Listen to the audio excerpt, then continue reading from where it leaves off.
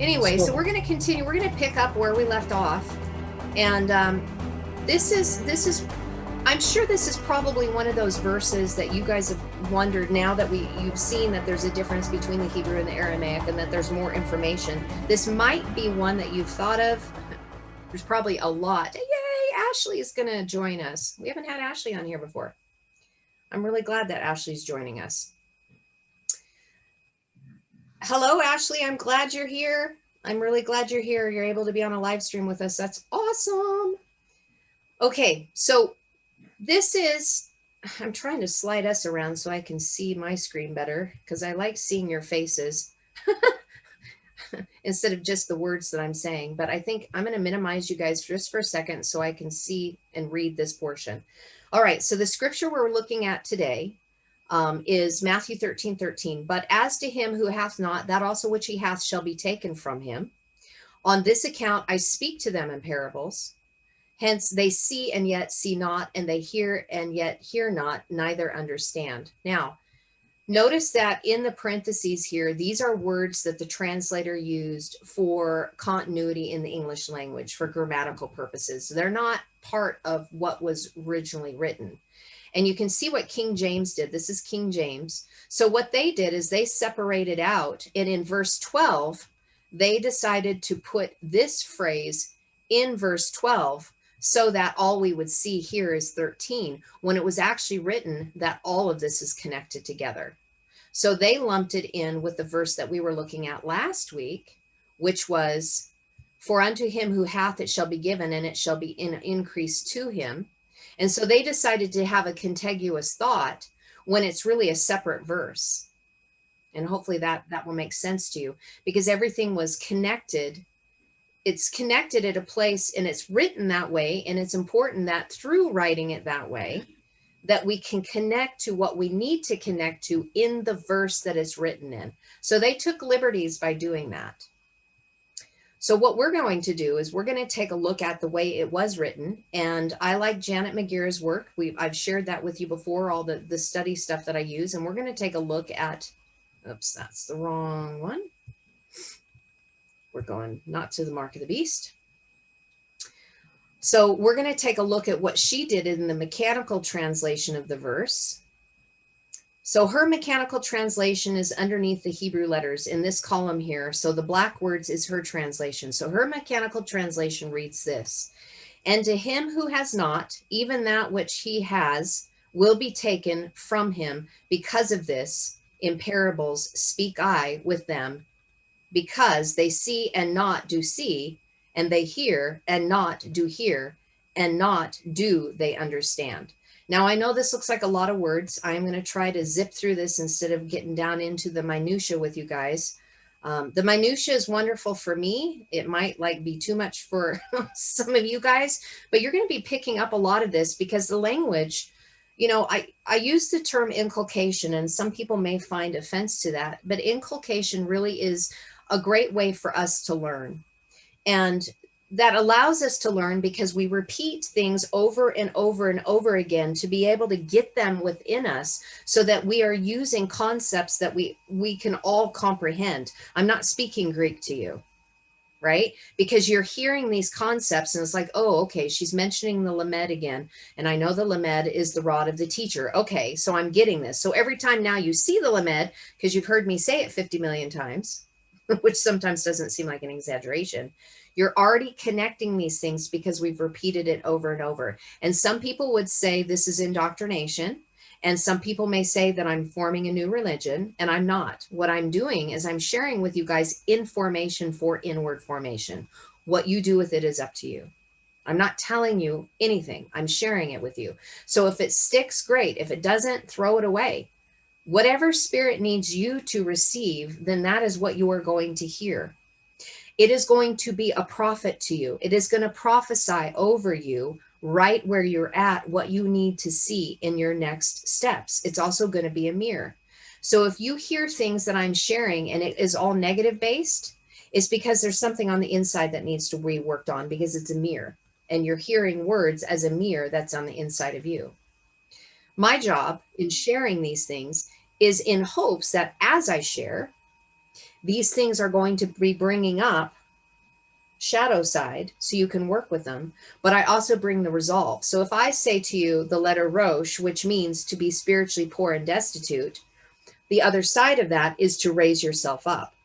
So you've got a spiritually poor and destitute that then raises himself up out of that. And spiritually poor and destitute just means lack of maturation in your spiritual journey. So for me, 20 years ago, I didn't have the maturation that I do today. And everyone that is on here probably would say the same thing. Where I was 20 years ago is not where I'm at today, because 20 years ago, I was spiritually poor and destitute in my journey. I only saw what I saw in the moment, because the whole job is to connect us to our higher self. But the only way to your higher self is connecting to your shadow, because that's the only way that more illumination is coming, is by connecting the lower to the higher, as your shadow self is the lower portion of you, the higher self is the higher portion of you, and the Vav is the one that connects. I just explained to you the Aleph. Higher self is the upper Yod. Lower self is beast, ego, shadow. The true you is in the middle, the Vav that connects the higher and the lower together. So what I will be sharing with you is both sides, your light and your dark, so you can connect to it in the middle and zero point it out. Does that make sense? Because I really want to clarify that, because I had somebody bring something up to my attention about the way I present, and they didn't want to listen to the teachings anymore because of the negativity in it. And I understood. I love this person very, very much. They're very dear to me. And I understood what this person was sharing with me, and I could see it. So I want to be able to bring this so that if you're only hearing that, then you're hearing from your shadow side. And your higher self is wanting you to connect to the information to be able to bring it together and connect at that Vav level, right where your heart is, which is then to be able to connect your lower chakras with your upper chakras, so the toroidal field will flow through you, because we need to have those energies flowing. So that's what we're going to be looking at today. I want you to be thinking of that in the spiritual side of it. Again, like I've shared, we have to divorce ourselves from the narratives, because the narratives are all tied to the ego. We are talking to the spirit here. We're talking at the soul level to see what we need, so we can connect the upper Yod to the lower Yod and bring it into 0 point, into our now. That's just kind of the premises I want to set up as the foundation of why we're sharing today. And I wish I would have been sharing that as a foundational piece since I started in the beginning. But, there's more stuff being revealed in me too.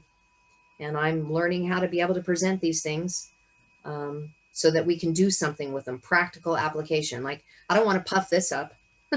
That's not going to do us any good. That's where the ego's at. I want to expand our hearts. That's where it's most important and most relevant for what we need today, is more expanded hearts. So something else I was thinking about that I wanted to share is that we need to, I felt this very strongly. There's Ashley. Hi, beautiful. I get to see your face. Yay. I'm so happy you're here. Mwah. So glad to join. Hey. It took a minute for me to get my tech set up. Oh, it's awesome. I mean, you guys have probably seen her comment on YouTube, videos before and whatnot. And so I love to see your face, because I read your messages and I respond to them and I feel your frequency. But then when I get to connect and see you, it's like it's my birthday. I mean, champagne everyone. I'm like, woohoo! We got family joining. This is awesome. I'm excited too. I'm glad you're here. And so if you have questions, there's I love this that Zoom allows us to have the little what is it, a little emoticons, or no, reactions, what do they call it? Let me see. I don't know, I'm not seeing it there, but down on the bottom of your video you can do like a raised hand, you can do hand plotting, you can do a little celebration sign. Please feel free to use those. I love them. That's me. That might be my ego, but whatever. I just love them. They make me smile. They make my heart happy. And then if you have a question, I can see that you have a question. So in sharing all that, something I felt very impressed upon today is that the first thing that we need to do is we need to embrace our beast ego. Because many times, and I'm owning this, right? When I have shared, I have been sharing that the beast ego is very negative. Like, I've been putting a negative spin on the beast ego. That is our shadow side. It is part of us. And there is no part of us that is bad or is wrong or is a faulty portion of who we are. It makes up the totality of the whole. So we can't reject that, or we shouldn't be rejecting that, because it's part of us. It's part of our experience. And really, like I put on here, it probably needs to be hugged, because our higher side of ourself will constantly reject it and put it down. We'll diminish it. We'll shame it. We'll guilt it, right?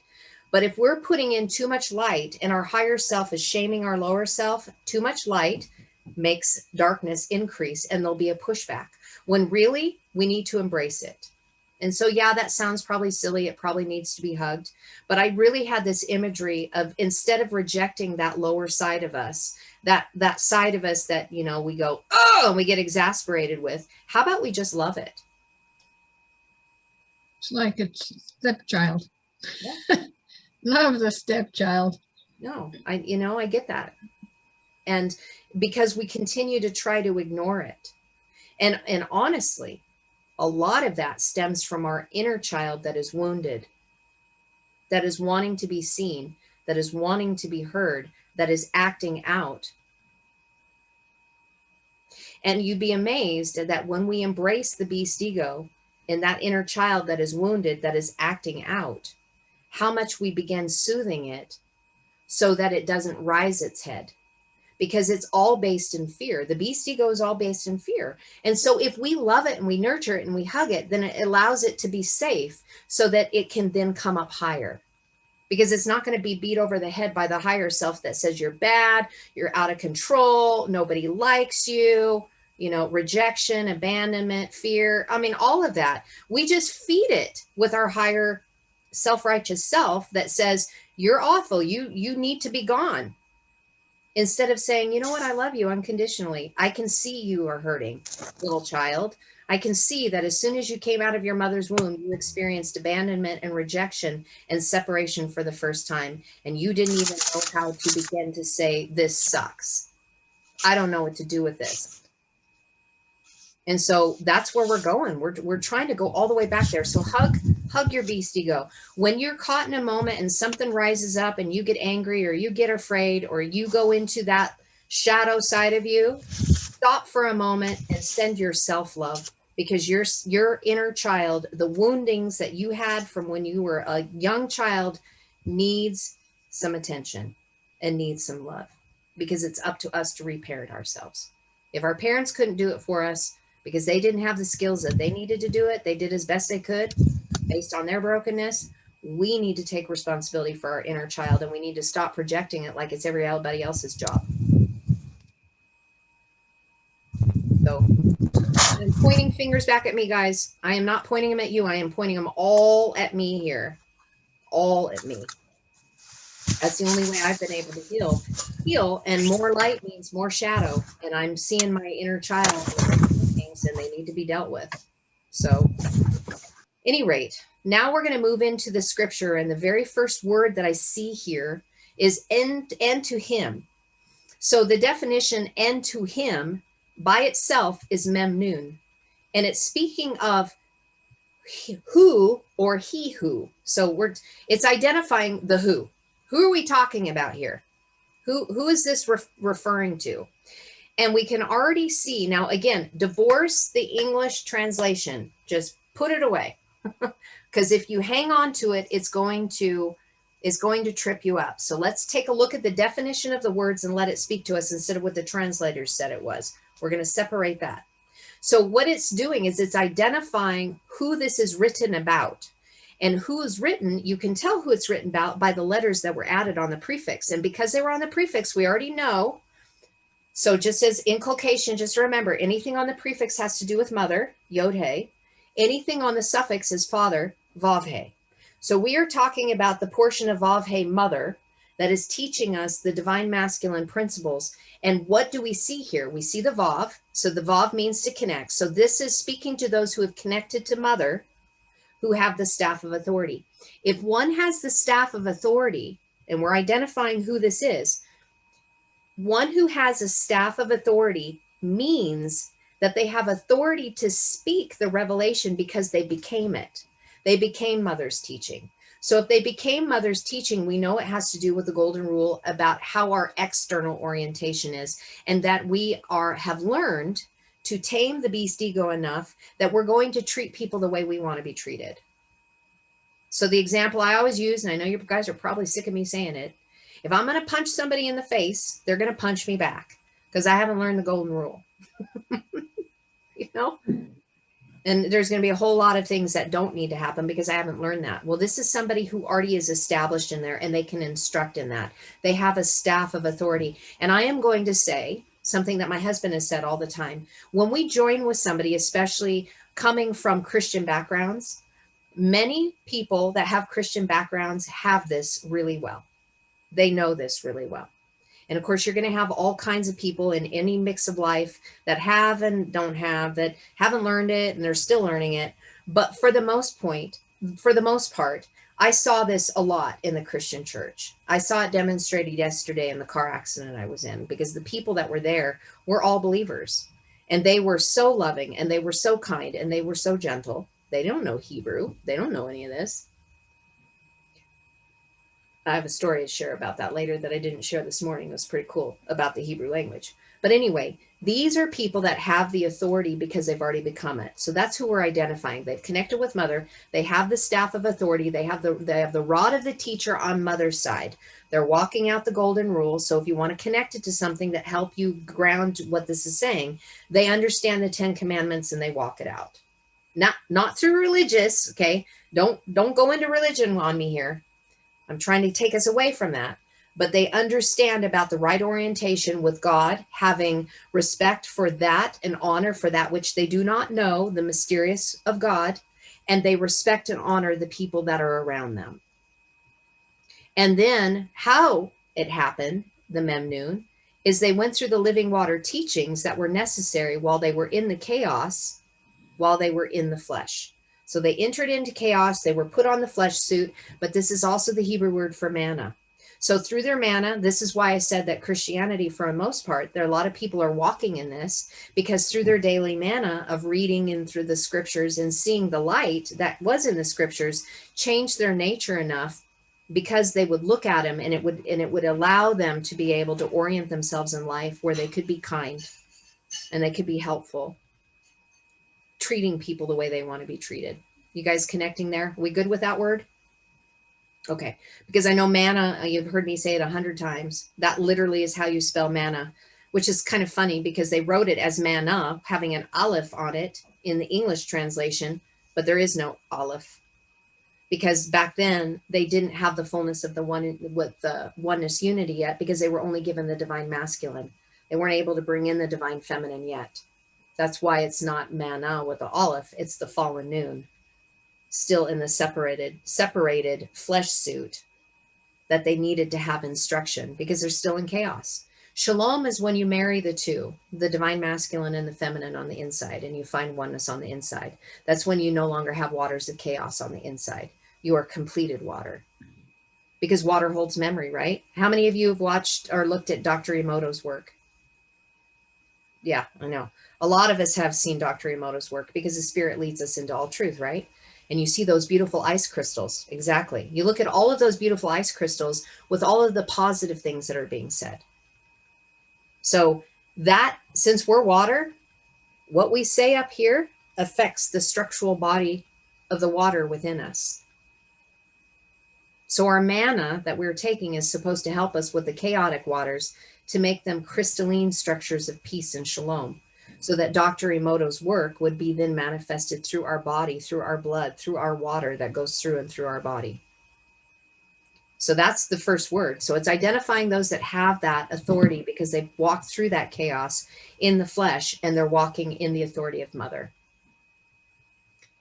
And then I find it's, I'm trying to use different words, guys, but I always go back to my default.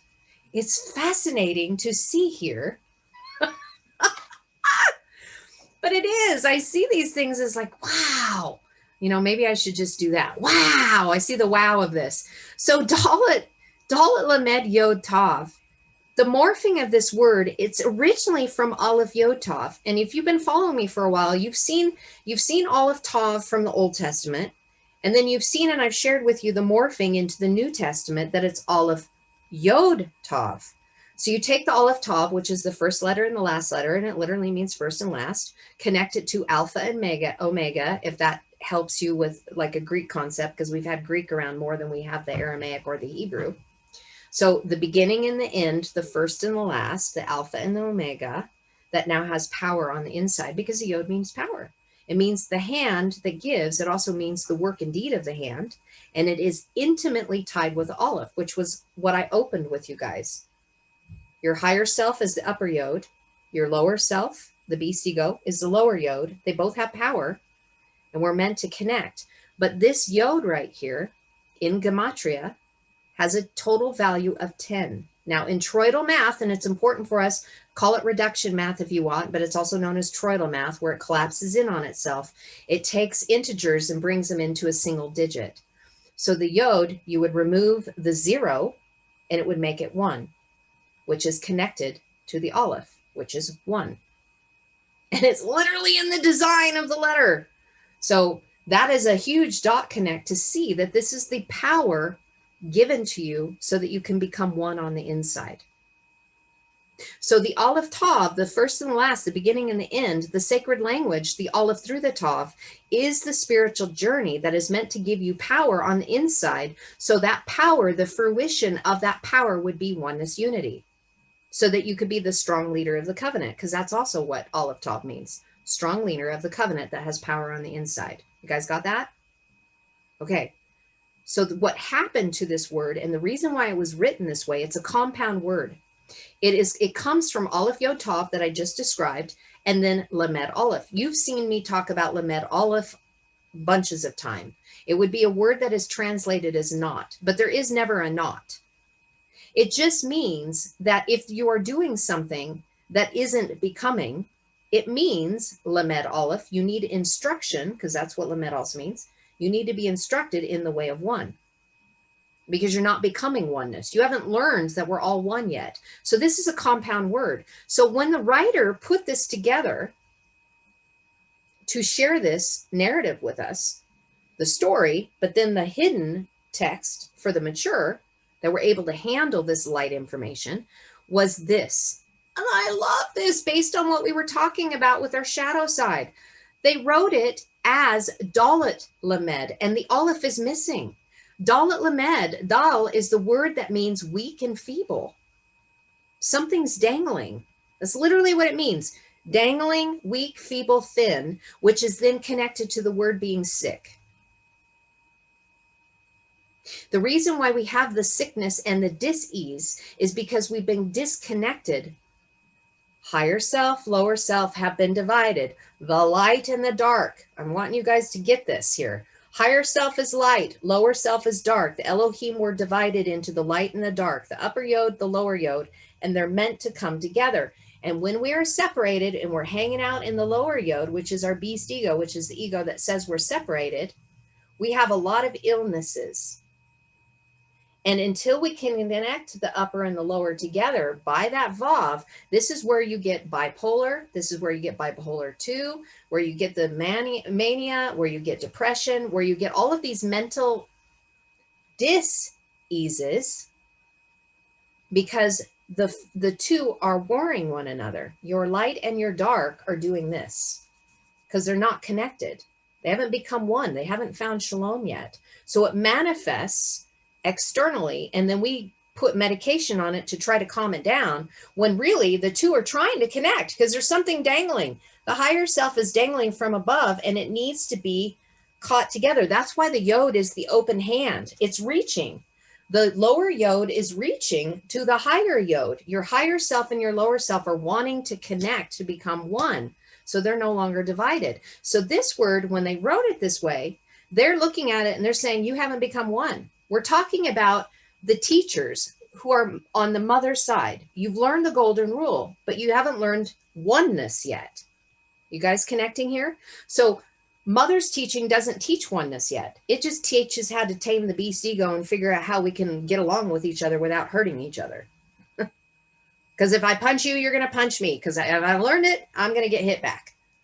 So mother has to tame the beast to realize, hey, you know, it's not cool to do those things. So these are the teachers that have learned this, but they haven't gone into the oneness unity yet because the aleph was removed. This is the Aramaic letter right here that I'm highlighting. That is the aleph. It's missing here. There is no aleph. It was written out. So what we were left with was dal. You're weak and feeble. You're thin. There's something dangling. But you guys, this is what I got so excited about. And as you continue to look at these languages, you're going to see these little nuggets and you're going to go, oh, I never saw it before. Because I didn't see this. See, okay, so I'm highlighting the yod. We know the yod is power. We know the yod is vision. We know it's connected to the aleph. What I didn't highlight is the dalet, lamed, and tav. This is literally how you spell the symbol dalet. This is literally how you spell the dalet. Remember, so in Hebrew, every single symbol is made up of Hebrew symbols that decided to come together as a constituency to bring their vibrational frequencies into the symbol. It's like it gave it the power boost necessary because 2 or 3 letters come together with their own resonance frequency to create a new frequency. But all of that is part of it. So even in this, think about a 3-stranded cord is not easily broken, right? Dalet, lamed, tav. This is not a broken word because it is the 3 that have been brought together. So what is so beautiful about that? The very root is only 2 letters. It's dal, weak, feeble, thin. It also means to draw water from a deep well. And it also means to deliver. So what are you doing? You're drawing deep water from the well within you so you can deliver yourself from that which makes you weak, feeble, and thin. And then when you do that, the tav is added. Tav means covenant. And if you remember what I shared with you last week about Bereshit, the covenant of fire in the beginning, because fire was taken out, the fire was taken out of the heart, and we have to put the fire back in.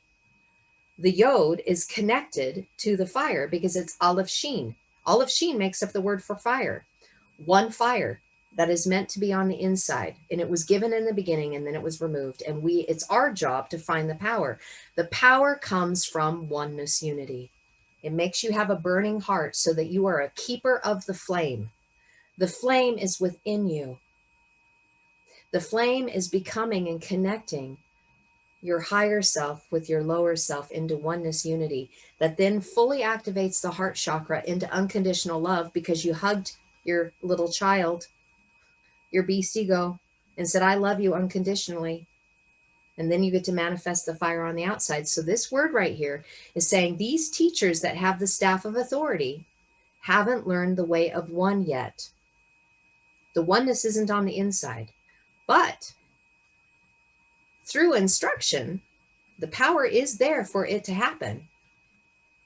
But they need the Father's covenant. Now, the Father's covenant is Vav He. So again, bringing it back to the Tetragrammaton, because we know the name Yeshua is Yod He Shin Vav He. So I'm trying to get you guys to remember things that I've shared with you before about Yeshua's name, literally being the fire, the manifestation of the Father's fire that is in the heart that he was manifesting as Yeshua, but he was walking as fire, as the seraphim in the flesh as Yod He Vav He. And if you guys didn't catch it before when I was talking to Brandon, there is no Yod He Vav He in the New Testament. You never see the Tetragrammaton again in the New Testament. Did you guys know that? Now you will see it in English as all caps, L-O-R-D, all caps, and you think that both that and the New Testament is the same, but it's not. In the New Testament, in Aramaic, it's Alaha. And the reason why you don't see Yod He Vav He in the New Testament is because Yod He Shin Vav He came in the manifested form as the flesh man we know as Yeshua. To be the walking flame, to have the seraphic flame message, to ignite the fire within. So the word for God in the New Testament is Alaha. Aleph Lamed He Aleph, the strong leader teaching shepherds that reveal oneness. So that is connected to here saying oneness hasn't come yet. These teaching shepherds don't have it yet. So you need to go through the door of the inward man so that you can get the instruction necessary in order to activate the power that's being given to you so that you can connect and be marked with the covenant of Father. If you've been marked with the covenant of Father, that means you've dealt with your shadow self. Or you're in the process of dealing with your shadow self because you're in the process of illumination on the compass. You guys remember I shared, by the way, Regina, I ran through this morning with Brandon. I shared the Vitruvius man with them. So as your light is swinging around, if you're connected in your place of your heart, you're automatically connected to your shadow side.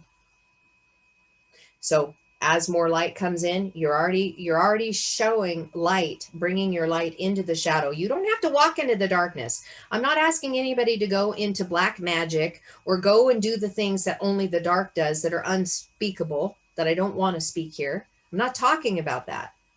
That is a completely different animal. I'm saying walk into the light so the light will shed light onto your shadow so that you can then overcome it and be marked with the covenant of Father because you're a brave one that was willing to go in and to face the wounds of your inner child, to deal with the beast ego so you can soothe it, mother it, raise it, elevate it so that you can be a sovereign over you. Because once you become a sovereign over you, because they haven't here yet, they're still weak and feeble.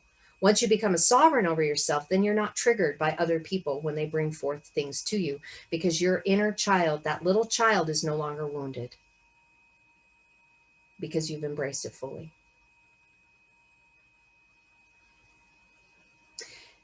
One of the things that I find interesting too about the Aleph Yod Tav, and then we're going to move off this word because I could talk about one word for an hour. There's so much information here. I don't think you'd hang with me for that long. Maybe you would. But Aleph Yod Tav, when it gets into the New Testament, it comes from the word yesh, Yod Shin. But there is no Shin here. The root of it means a being of substance, the power of fire. The power of fire makes a being of substance. And it is sharing with us, because the Shin is missing here. It's supposed to be here. It's supposed to be Yod Shin. You're missing the fire, but I'm still leaving the power for you. How do you get the fire? By going through the Aleph Tav, first and last, beginning of the end, the sacred languages. Now, am I saying that everybody needs to study the sacred languages? No, I'm not. If the languages aren't calling to you, then don't study them. Don't even be here.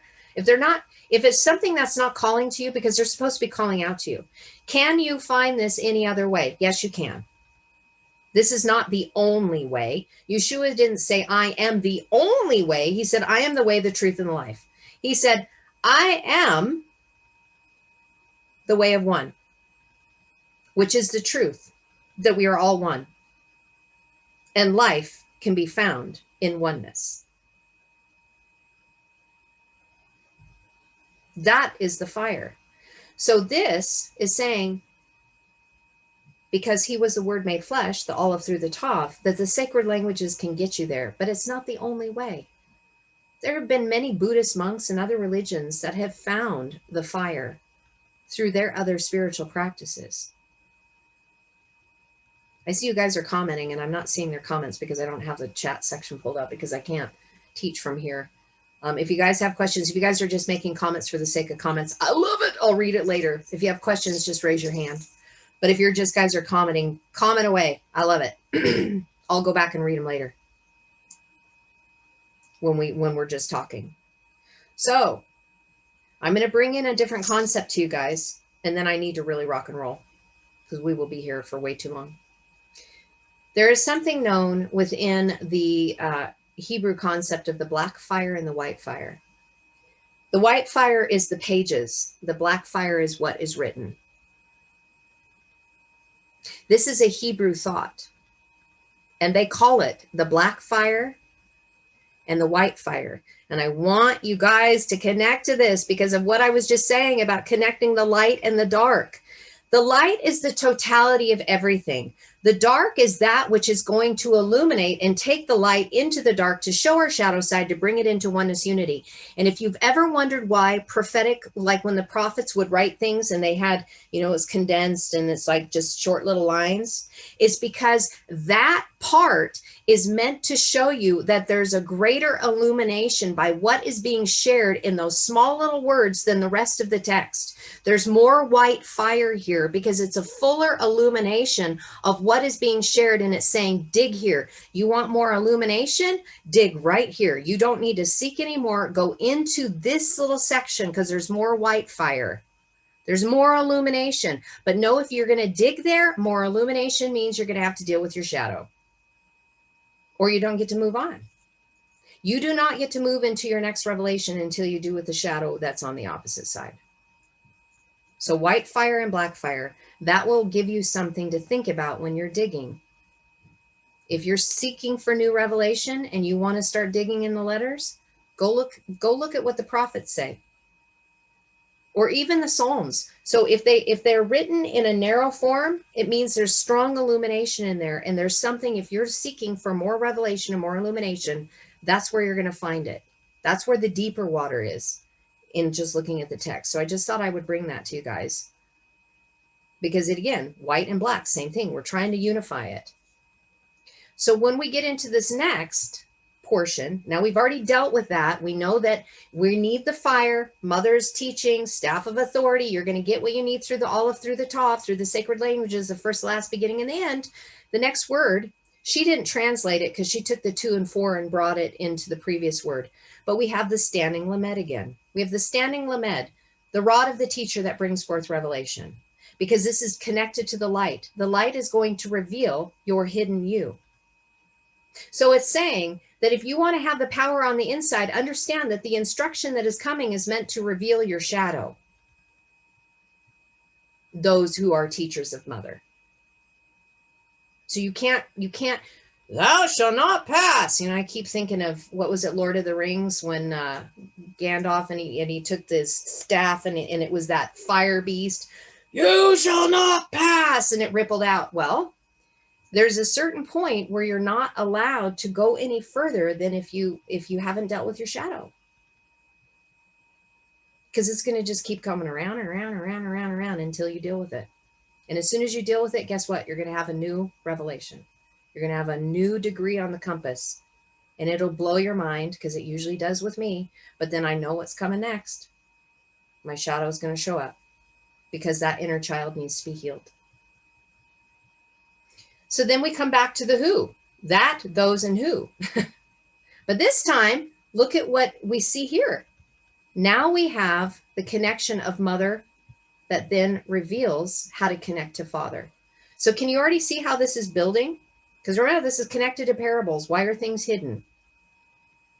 Because we have to come in the right order in our spiritual maturation for the greater to be revealed.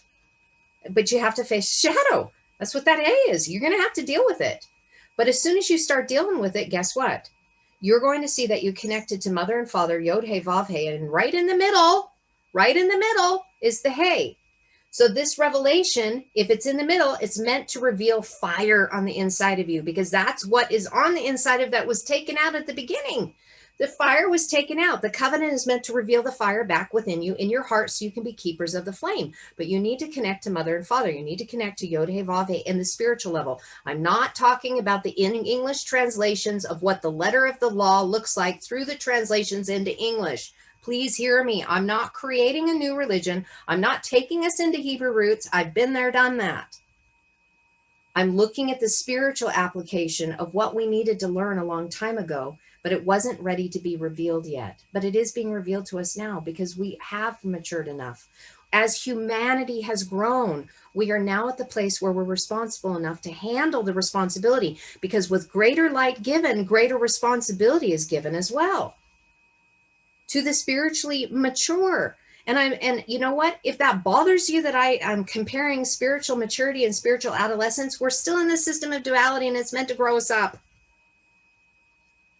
We still act like children from time to time unless we deal with our shadow side, because the child's acting up and needs attention and needs to be restored, and it's your responsibility. It's my responsibility. It's our responsibility. And we can help each other. We do, whether we want to or not. We're mirrors for each other. So an interesting point in looking at this right here, guys, the Vav is 6 in Gematria. How many books are in our English Bibles that we haul around? 66 books. So when people say, oh, they took this out and they took this out and they took this scripture, you know, because there's a lot of books that were taken out of the canonization. I get it. And yes, you can glean a lot, but they're English translations. So if you're reading English translations, you're getting it through the interpretation of what they want you to see, not what is really there. All that you need to see is through the books that we already have. Why are you wanting to go somewhere else when you haven't fully excavated that which you already have? Perhaps by excavating what you have and becoming it, the greater will be given to you. Because revelation is found within the 66 books when you dive through the sacred languages. Connect to Mother and Father. As soon as you do that, you can see Mother and Father all over the place in the sacred languages, and it's going to continue to reveal the fire on the inside. And at some point, we aren't going to need the languages because we're going to become it. We'll be the Word made flesh, and there will be no need for this. This is just to help grow us up so we can see what the whole thing is in our spiritual maturation.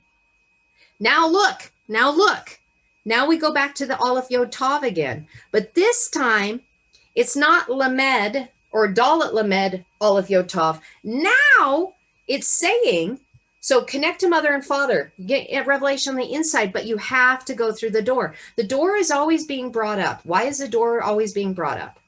Because the answers are found within. The weak and the feeble position that you have within your shadow side, it's on the inside. So you need to go through the door and look at those things on the inside, because your ego is only going to manifest what the ego wants other people to see. And it's going to keep that shadow side hidden until you apply pressure to it. As soon as pressure gets applied to the ego, guess what? You're going to see the shadow.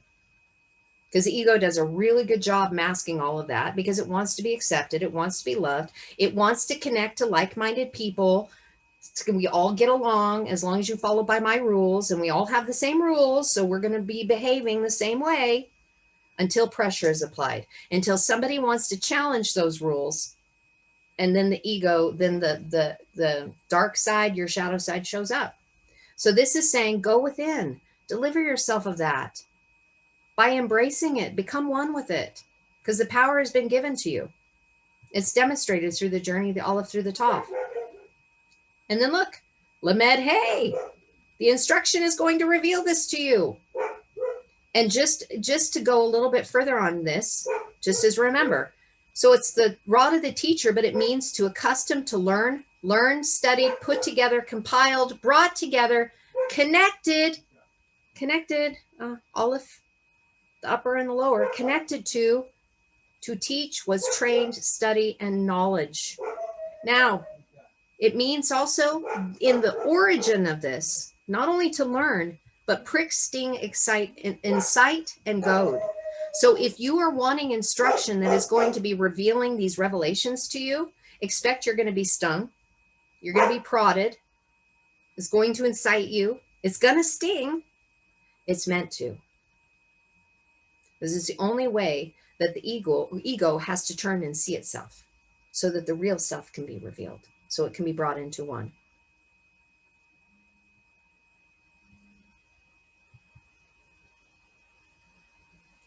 Now we get to the root word shekel. That might ring a bell because shekel is what we've heard about what the name of the monetary system was before, right?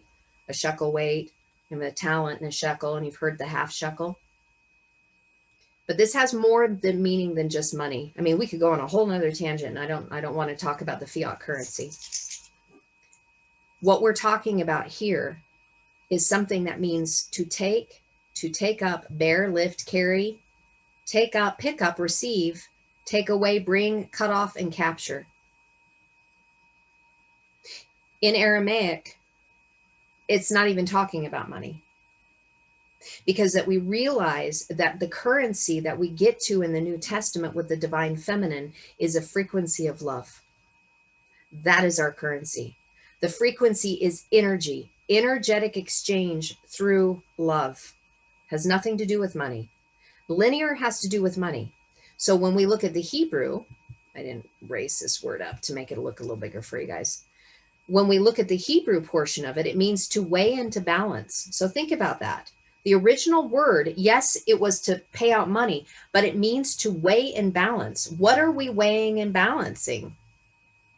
We'll get to that. Also means to consider and examine, to assess. He weighed out a price. He paid money.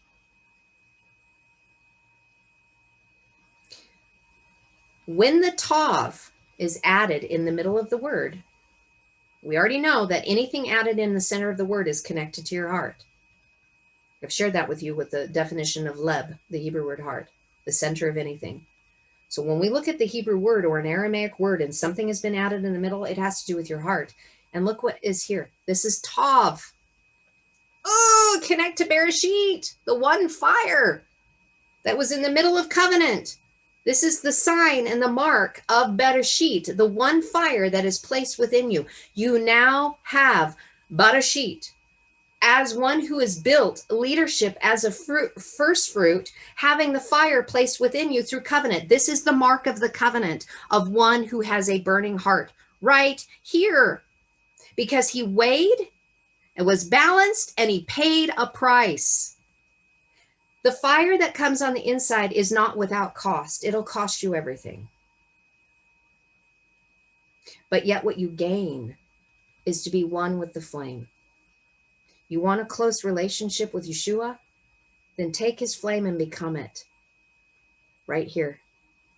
By what you weigh and what you balance, what you're assessing, what you're considering, what you're examining, because the tav was added on the inside of the word. So weigh and consider and examine your own heart. Stop worrying about everybody else's and worry about yours. That's what's being shared here. Look, this revelation from the Father's teaching, that hay on the inside, is meant for you to weigh and examine your heart on the inside. What is going on the inside? What else do we see here, guys? We see the noon has been added. So this has to do with the seed of life. The seed of life is what we do in our life that produces progeny, but it means to produce an heir. H-E-I-R, not error, heir to a throne. It means to give you a strong base to stand upon, and it's risen. It's not fallen flesh. This has to do with your flesh. This is a spiritual path that is being walked out by you in your flesh, that is a seed of life, but it's going to have to germinate through the fire. A very interesting thing about pine cones. Many times when pine cones, when they germinate, fire opens up the pine, the cone itself, to release the seed in order to produce new life. So if we want a new life within us, we have to be willing to take the seed of light and life and let the fire come so that we can be marked on the inside and have that flame reignited. And how do we do that? Well, Kuf Lamed is a word that means calling out. What is calling out to us? The covenant. The spiritual walk of fire. The spiritual walk of fire meant to mark you on the inside so that you can compress light in the circle of time by finding the narrow path between the light and dark that will instruct you. That's what's calling out to you.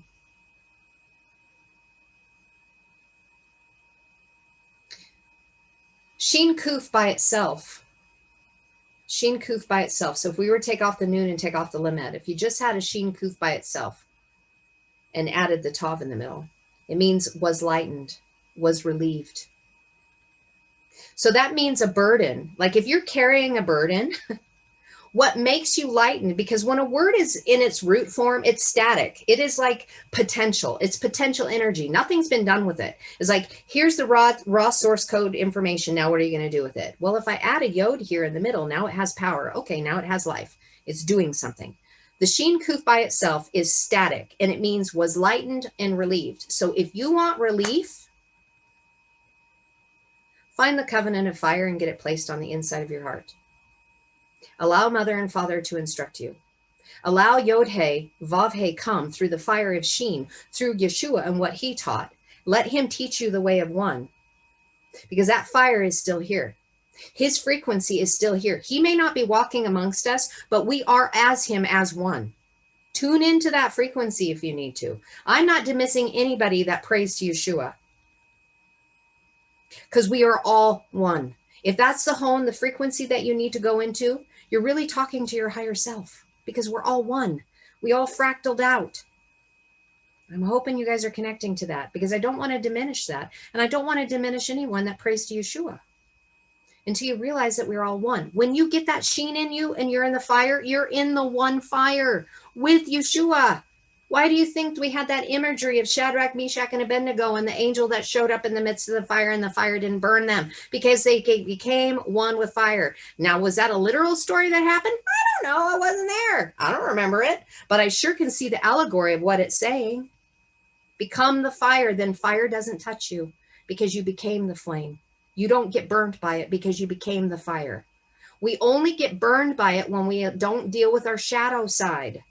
Because the fire, the plasma fire coming in from our higher self is going to touch the lower self and burn it.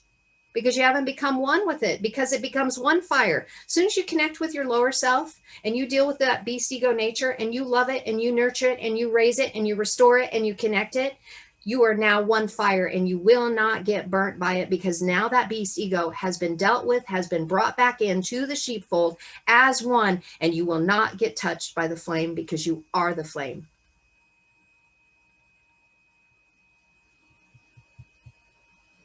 Moving on. Look at this. We have another who and a he who. This was the very first word that we started out, but now it morphed. Because in the beginning, it was identifying the mothers that had that connected a mother and were the teaching shepherds. That's who this was written to. Now, same word, but guess what? It's no longer a fallen noon. It's a risen noon. So through the manna, they found the revelation, Father's teaching. They're from the chaotic waters, but they found the spiritual path, the seed of life. And instead of being in their beast ego, it was revealed to them and they embraced it. This was the revealing, because this noon isn't in a fallen position anymore. This is a risen noon. So this is one who allowed that illumination to come in, to see their shadow and to embrace it. Now they are no longer in the fallen flesh. They are completely risen because they picked up and scooped up that wounded inner child, the beast ego, the shadow side, and they loved it back to life. Instead of separating it and shaming it, they embraced it. And this is being revealed. We get into the next word, because. Whenever you see the word because in Aramaic, this word has the main meaning of use parables, speak in parables for comparison reasons. And why? I'll show you why. When we look at the tet, it's right in the middle of the word. Again, heart issue. Tet means to wrestle. It means to wrestle in the mud, to be more specific, with the snake in the basket. Snake is a reference to seraphim. It's translated as snake. I have no idea why they tried to do that, because it kind of just got us off course. But I do know that it is connected to the Kundalini that winds its way up, the energy centers that come from the bottom to the top. Because when we wrestle in the basket with the snake in the mud, it's because there's a disconnection that we haven't connected to.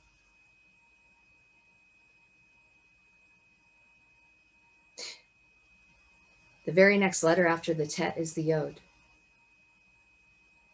So when you are wrestling with the snake in the basket, because your energy isn't flowing the way it should be, because you've separated, you've got locked energy centers, you're wrestling around and around and around and around because you're not dealing with your beast ego, power will not be given to you. As soon as you overcome that wrestle, you see the shadow, you embrace it, you love it, you welcome it home as you, now you have power over that.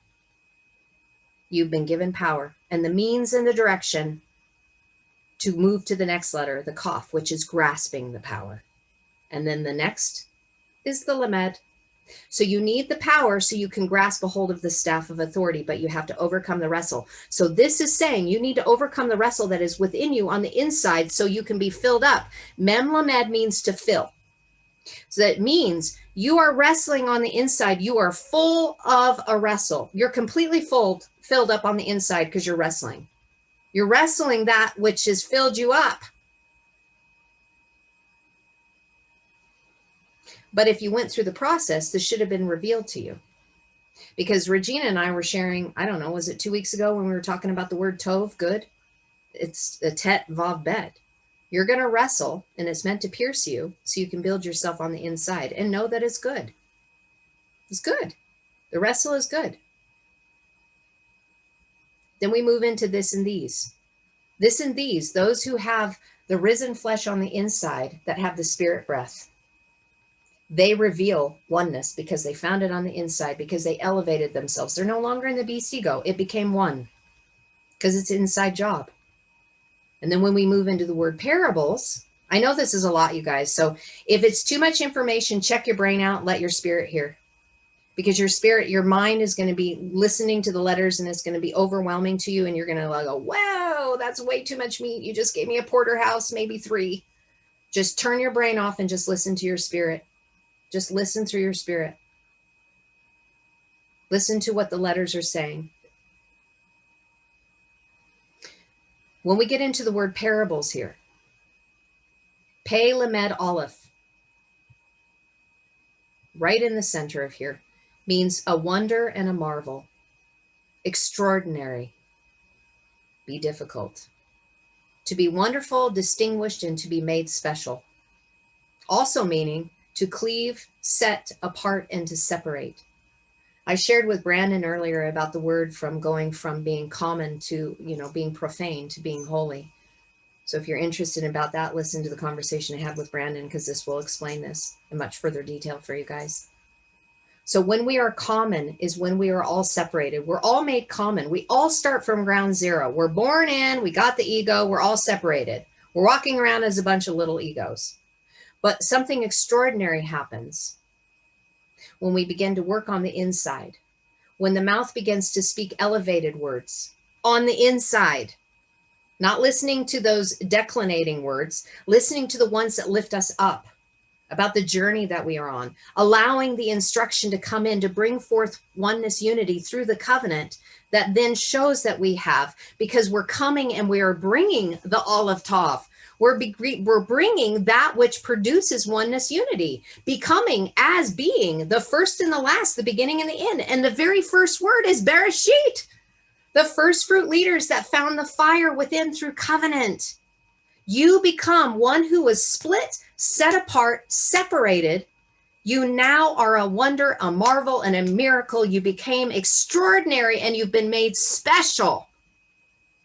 The ego wants to always be special, but we already are when you recognize the oneness unity and you allow that to come and manifest on the inside. Because then what happens? Very next word, speak. You speak. So mem lamed is the root word, and it means to speak. So it's mem lamed within mem lamed. Do you catch that?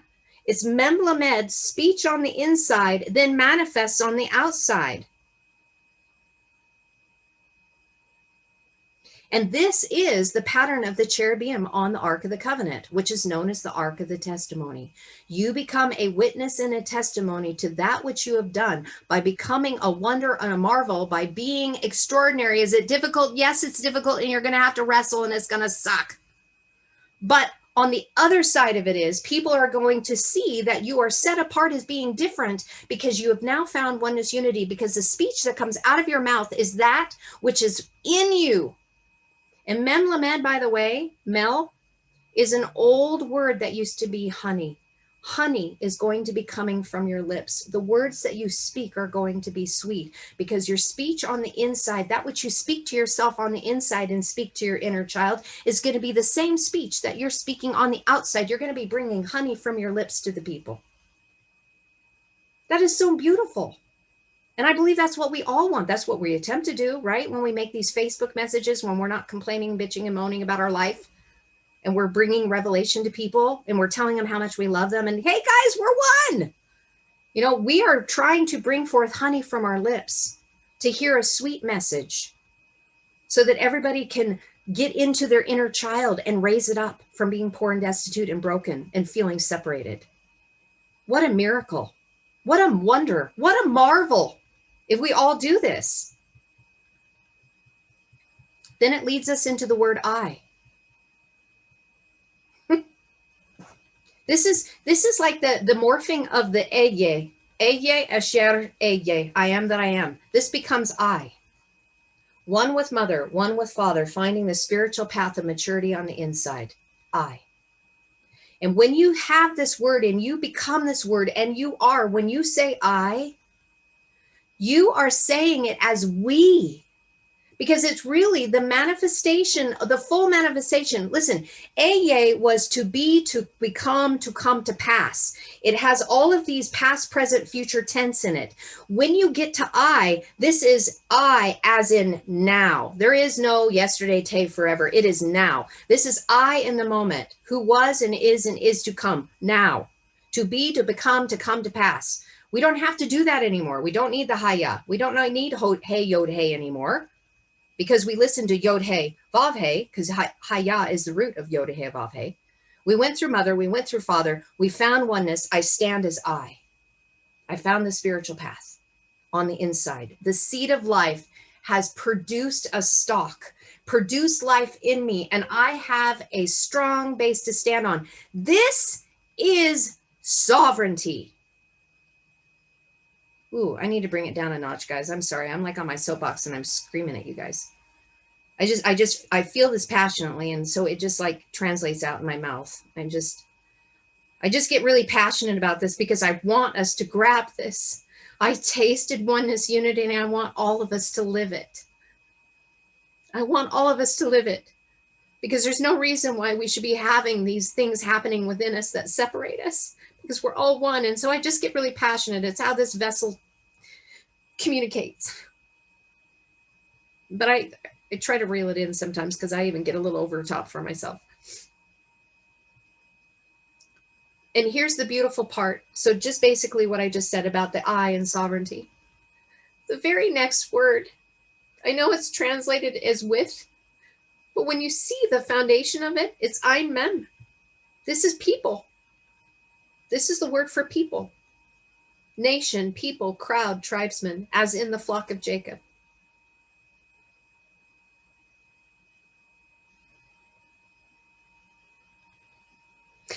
I saw Israel in action yesterday with the accident. I saw those who wrestled and prevailed and were walking in power as the upright and the just, who were strong leaders, who brought forth their light yesterday in that car accident.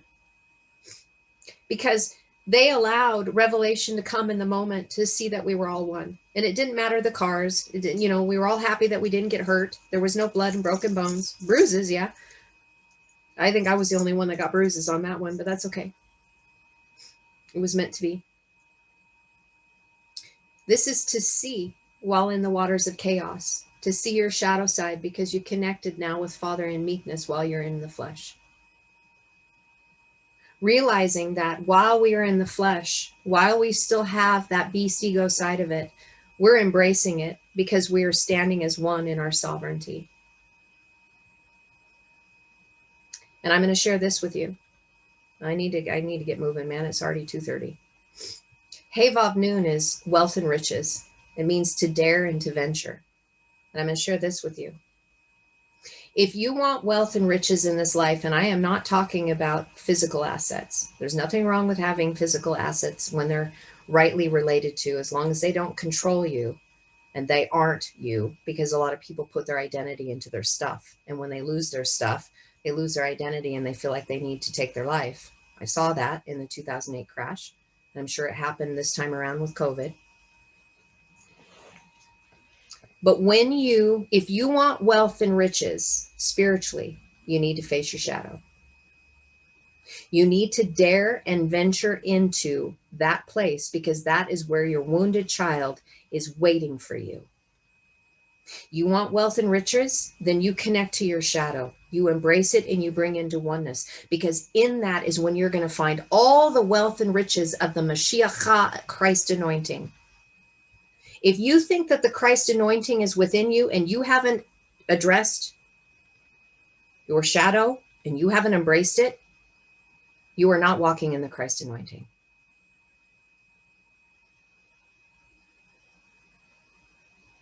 You have to become one with your shadow. Even Peter Pan told us that.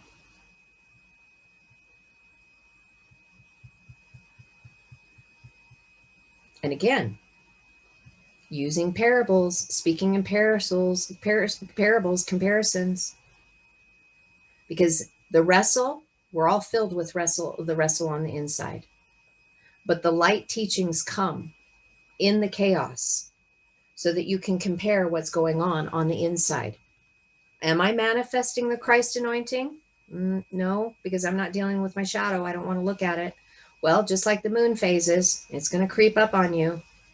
So when you hear people like, I just got to stay in the high vibrations, I got to stay up here, I need to stay here, I need to change my diet, I need to drink different water, I need to do this, I need to eat different food, I need to stay in the higher vibrations, I just need to be lifted up. Well, guess what? That darkness is going to chase you down until you embrace it and become one with it, and then you're all light. So that wrestle is going to continue coming to you in comparisons so that you can see, look what the next word is, to see and behold. And this word, kazah, also means to have a vision. I think it's brilliant how the writers write this, because one of the next words after lo has to do with seeing and beholding. It's like to see and behold, to see and behold, but what are they saying here? So like you're looking at it, see and behold, see and behold. But if you're reading in English, you're going to totally miss what the connecting rod is. What is the connecting rod? If you want to see, because they translated it as to see and behold, because to see they will not see, right? So you would have thought it's the same word, but you didn't see that the very first one has an added dalet. So if you want to have eyes to see and ears to hear, there's things that you are missing because they're not bringing it forth in English. This is saying, in order to see the wrestle that is going on the inside, you must go through the door to the inner man, to find where you're weak and feeble and thin, so you can deliver yourself it by bringing water from the deep well on the inside of you that is going to show that you are once separated so that you can bring forth life. But you're going to have to go through the sword and plow because it's meant to give you power to deal with your fallen flesh. Because this word, kazah, is supposed to have an olive. It doesn't have an olive. You wrestle because you don't know that you're one on the inside. The olive was removed. The inside wrestle is because you're not one, because you separated your higher from your lower. Your higher is shaming and guilting your lower, and the lower, all it wants is love and acceptance. And no more rejection and no more abandonment. And it acts up because it needs your intention. But you got to go through the door to see it. And then it's saying, hey, you need to connect to mother. I'm sorry. The first thing you do, you have to connect to mother, because that's where the instruction is going to begin into how to teach you how to get into oneness unity. But look at all of these other things about this word kazah. See, behold, perceive, observe, consider, contemplate. I didn't put all of this definition up here, but all of this exists up here. So the door inward is so that you can perceive, observe what's going on, consider and contemplate, to watch, and even being careful. What's going on the inside? What are you feeding yourself on the inside? Because the other part of the word, and this is what I was sharing, you apply pressure to someone, you're going to see their beast ego. You're going to see what work they did or what work they did by applying pressure. That's what catalysts do. You hear me use the word catalyst all the time. Catalysts are meant for pressure to reveal that which hasn't been dealt with yet. And it says to watch it. But it's going to appear, it's going to be visible, it's going to be shown, and it's going to be made evident. Your fallen flesh will be made evident. First time this word is used is in Exodus 18:21. Very first time it's used. Exodus 21 has to do, in the narration, when the three messengers came to Abraham and Sarah, when they were going to tell that Abraham and Sarah that we're going to have a son.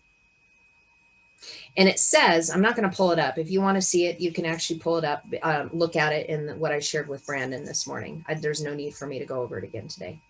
But I went over and highlighted the verse about being able to have a foundation on the inside of fire.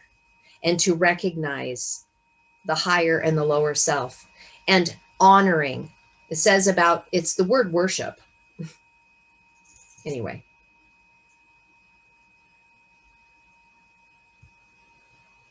So again, I'm going to take a peek at it. I said I wasn't going to, but I'm going to take a peek at it. Hold on just a second. I popped out because I need to go in here. Spirit's saying, nope. So I'm going to pull it up really fast. 1821. Because the Spirit said, show them. So I need to listen. I've learned better than to not listen because the time clock's going. If you guys got to go, you need to go. I shared a falsehood. That's not okay. That's why the Spirit said, show them. Because I was telling you the wrong verse. It's the right verse I wrote down, but I was saying it was connected to Abraham and Sarah. It's not. You guys need to see this. And I'm not going to do letter by letter. I'm not doing that. We're going to just really quickly look at it because I want to show you what is being said here. See, I make mistakes too, you guys. That's why I listen to Spirit. I do a much better job when I listen to Spirit and it says, hey, you need to do this. Okay. All right. So this verse, mechanical translation, moreover, you shall select from all the people, men able, fear God, men of truth, hating covetousness, and place over them rulers of thousands, rulers of hundreds, rulers of 50, and rulers of 10. Now, I want to just focus on the first two words. Moreover, you shall select. Here's our Aleph Tav. But notice, this could have been another word, but this was written as you. The Aleph Tav, the first and the last, the beginning and the end, that has the revelation of their shadow that is connected to it. Because we have Vav. You connected to the first and the last, the beginning and the end, and your shadow is there and it's been revealed. They said, select. This is to have a vision.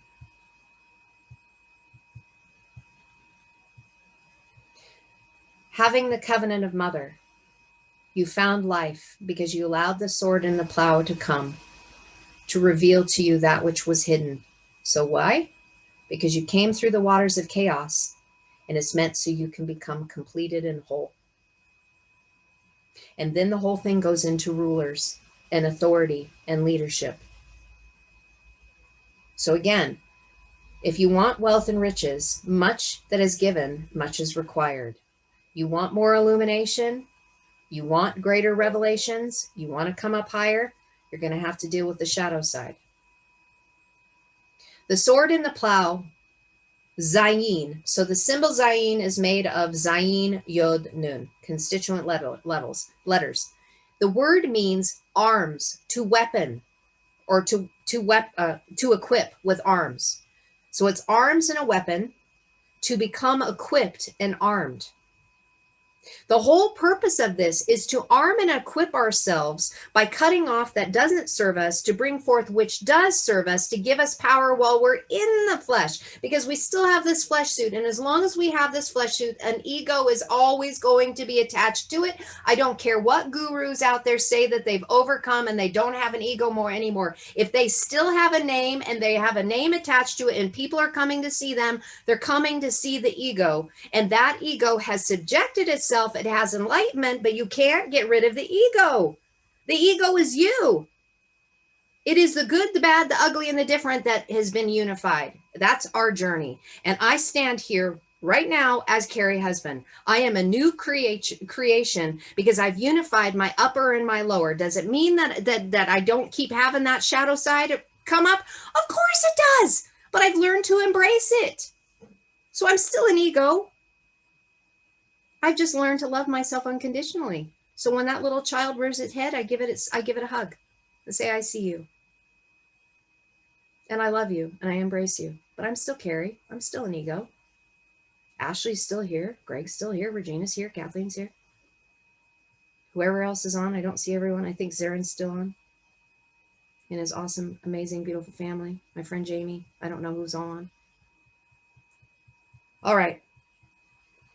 coming down the final stretch, guys. Again, if it's too much meat, just listen with your spirit.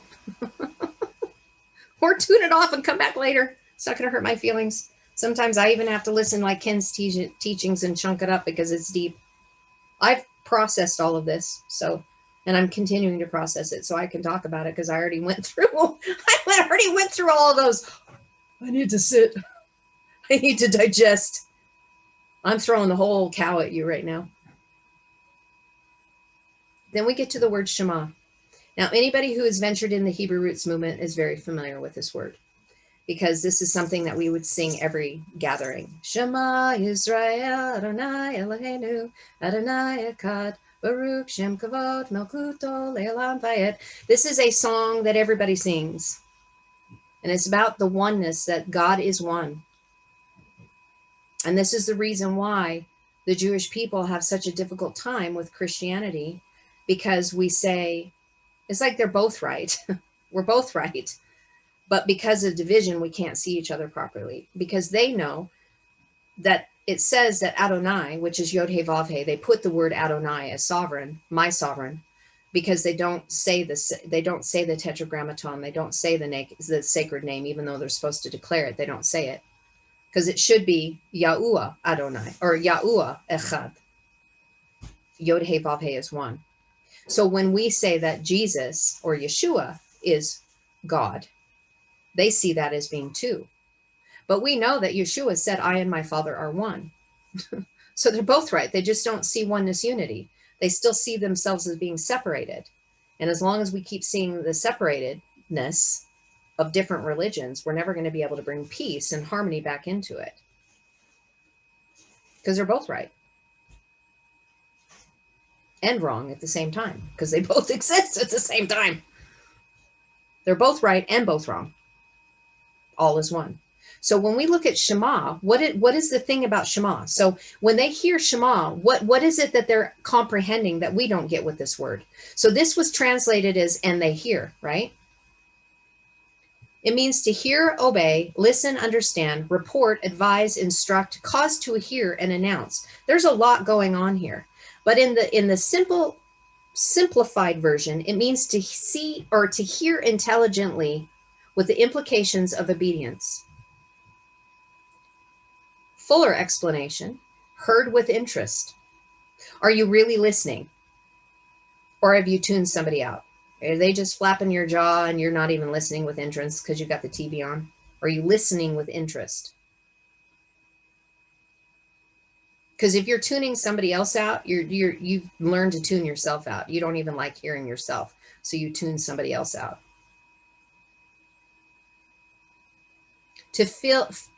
He fulfilled one's advice. That's part of it too. So if somebody's giving you advice and you actually fulfilled it, that's Shema. Also means to assemble and summon. It literally means he caused to hear, he made a proclamation and announced, summoned, sound, or sonority. I had never heard of the word sonority before. You know, there's a lot of words in the English language that we've just gotten really lazy. Like if you read some of the books that were written, even 80 years ago to 100 years ago, I have such a hard time with them because they use words that we don't use anymore because we have television to show us images. So we've gotten lazy. We've dumbed down English. So this is a word that I wasn't familiar with. And I'm a reader. I read a lot of books. Sonorous, a person's voice or sound, imposingly deep and full, a speech or style using imposing language.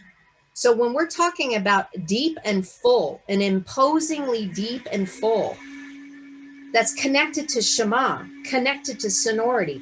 Whenever we see the word Shema, it means pay attention here. To grab our attention, because there's something that we need to be listening to with interest here, because it's meant for something for us to activate. It's not just the flapping of the jaw. It's like, pay attention here. This is some big stuff. And I'm just sharing the words. I'm not saying pay attention to me. I could care less if you pay attention to me. Let's listen to what the letters are saying, because they are of truth. They are of light. I still have ego. I still deal with my shadow. Listen to what the words are saying. The letters, what they're speaking. So when we look at how this word morphed, because in the root it's Shin Mem Ein. And Brandon and I have been talking about this, the word Shem, because Shem is part of the word Shamayim, which means heaven. And Shem means a mark of individuality, a person having honor, authority, and character.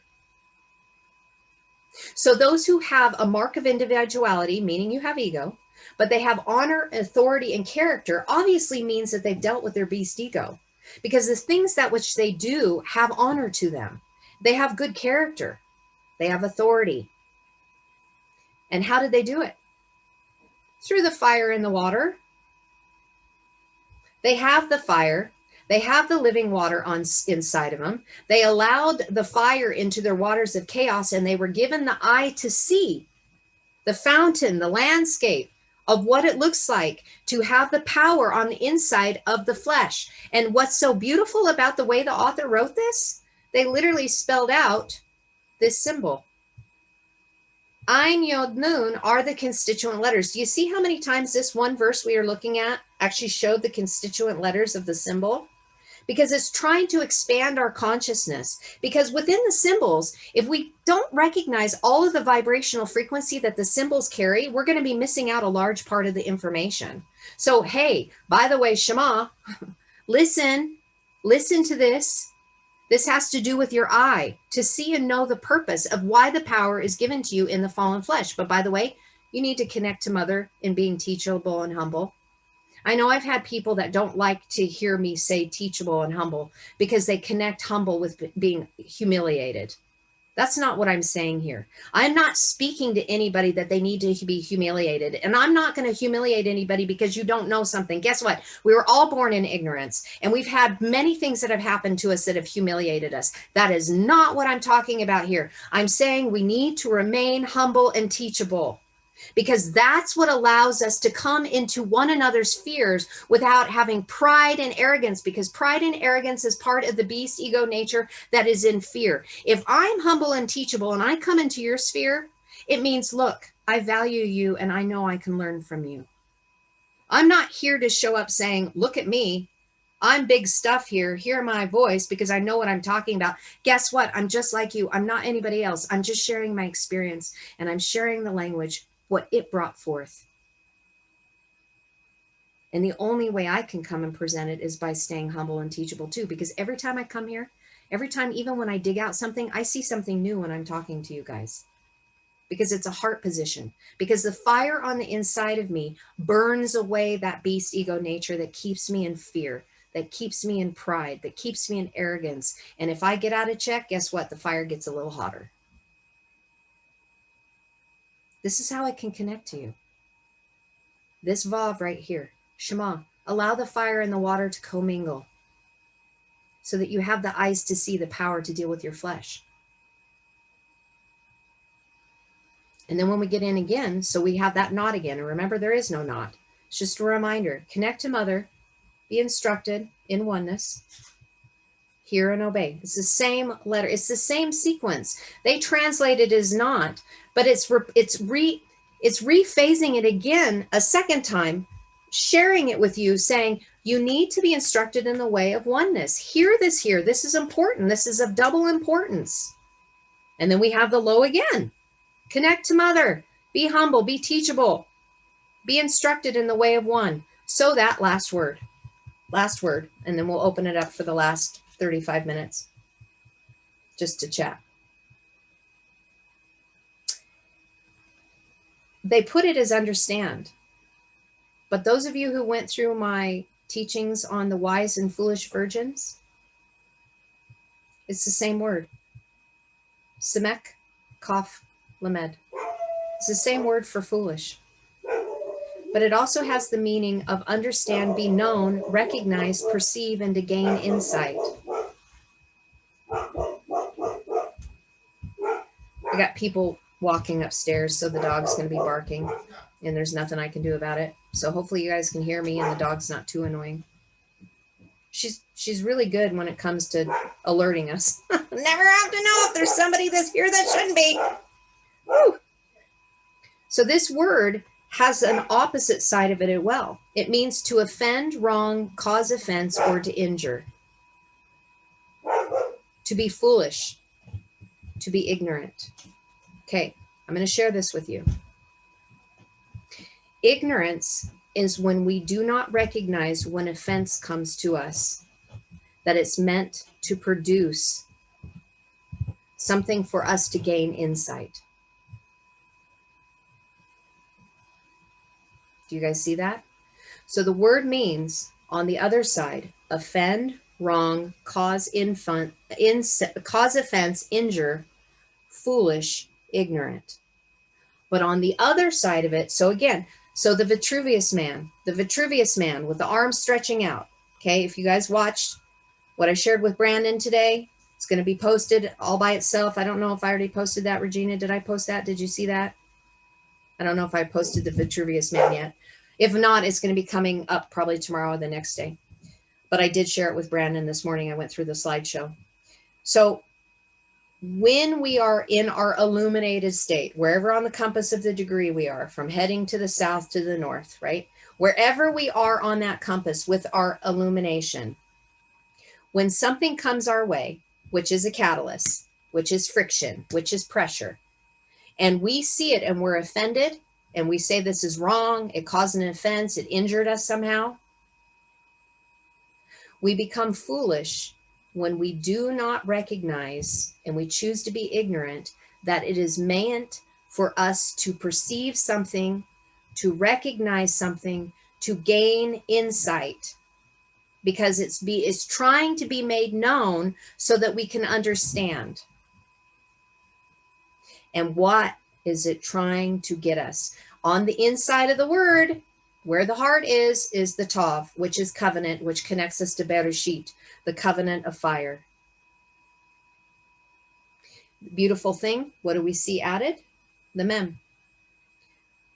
Recognize you're in the waters of chaos. See that the injury and the offense that is coming, don't be ignorant about it, because you're trying to obtain the covenant of fire on the inside.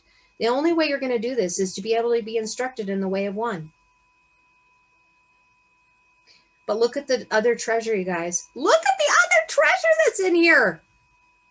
We have the word Kaf Lamed. We know this is the word for bride and crown. But better yet, I didn't put it in here. But Kaf Lamed Yod means to be equipped. Remember, we were looking earlier, that other word that meant to be armed? This is now the bride who has the crown, who is being equipped, who is taking the things that other people would see as foolish or be seen as foolish and ignorant, because you didn't see that these offenses and these injuries that are happening to you are meant to get you to look into the hidden side of you, your shadow side, so that you could be crowned. So you can obtain your crown and be equipped while you're in the flesh. Because what else do we see here? And this is another hidden treasure. We have Mem Tav, which means death.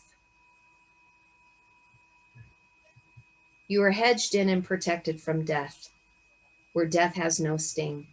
Because all you know now is that when you are one and you recognize that you are an energetic being, a frequency being, death has no sting, because you know you're eternal, because you've been wed.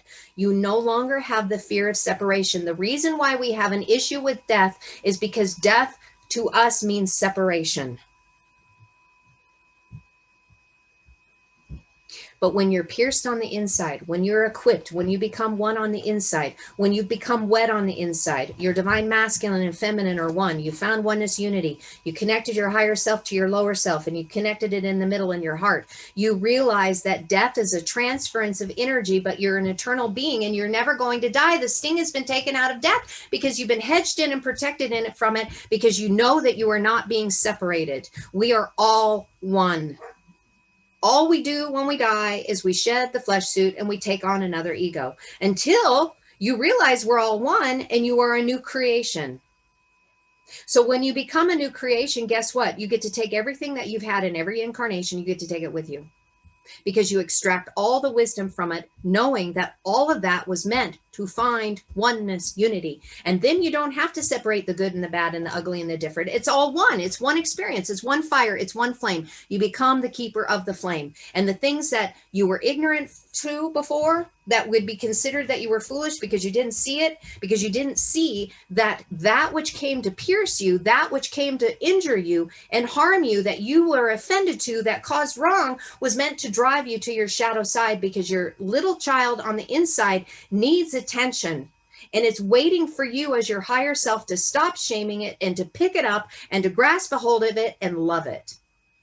That is where you're going to gain insight. That is when you're going to be known. That's when you're going to be recognized, because as a new creation in Christ, through the Mashiach, you are a new being that is no longer divided.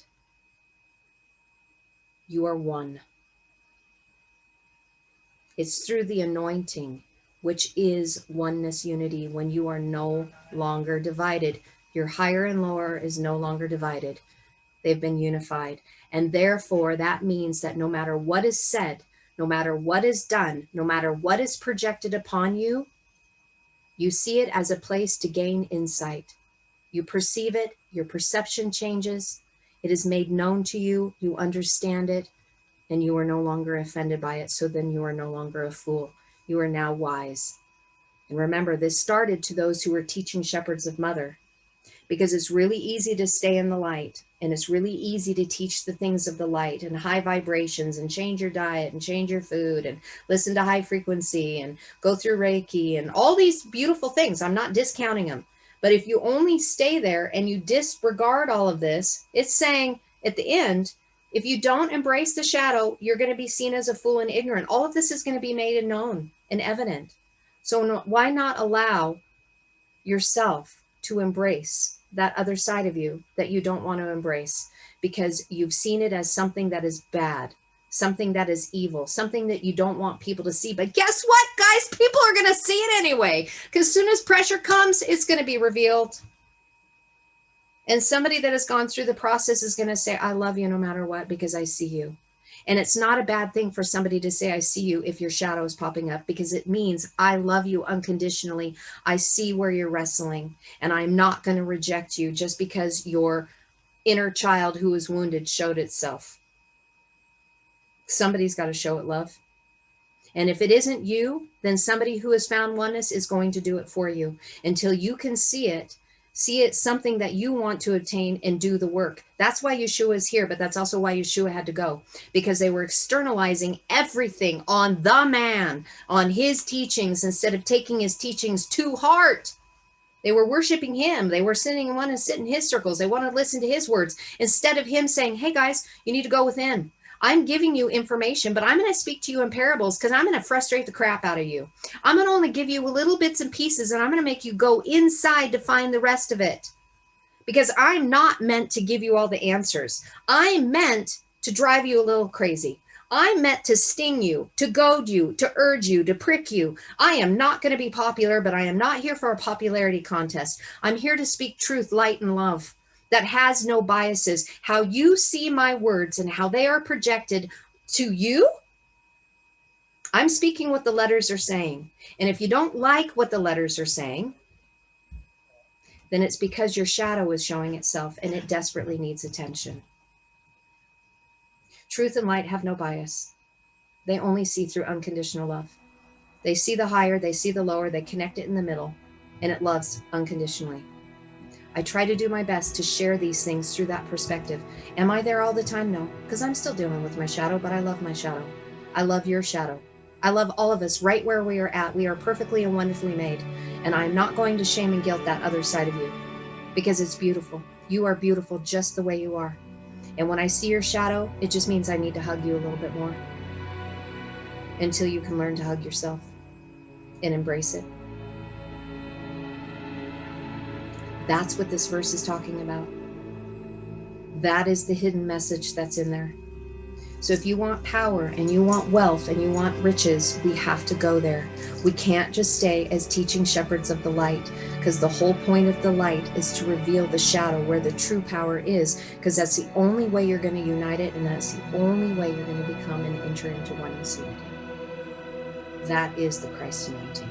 That is Mashiach Ka.